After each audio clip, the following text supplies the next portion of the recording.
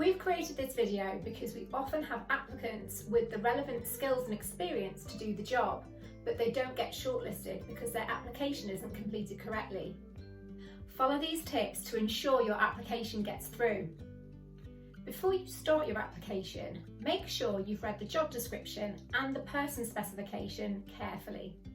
If there's anything you don't understand about the job or anything you want to know more about, contact the person in charge of the vacancy. You'll find their details on the job advert. Next, make sure you've set up an account on Track Jobs. All applications are now done online. Registering with Track Jobs is really simple and easy to do. The next stage is to fill in the application form. Take time to do this carefully.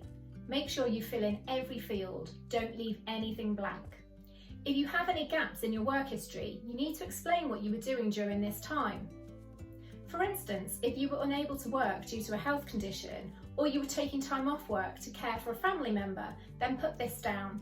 If you have a disability and you want to be considered under the 2 ticks guaranteed interview scheme, please ensure that you complete this section of the form. The next bit is the supporting statement, and this is where most people get stuck.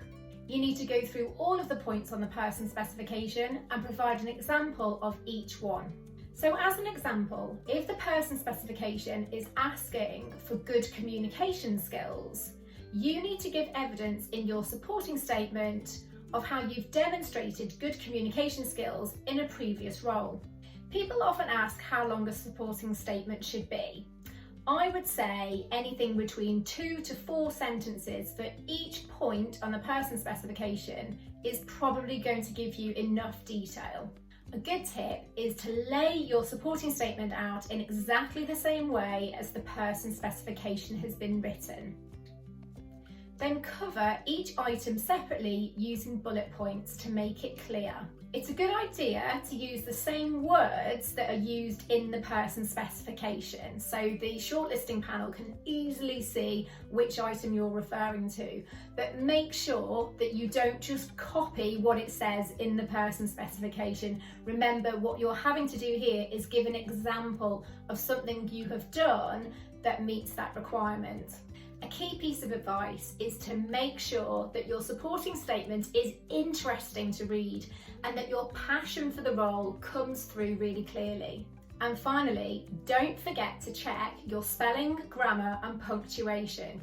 You can lose marks on your supporting statement if your written communication is poor. So that's it. I hope you found this video useful. Good luck with your application.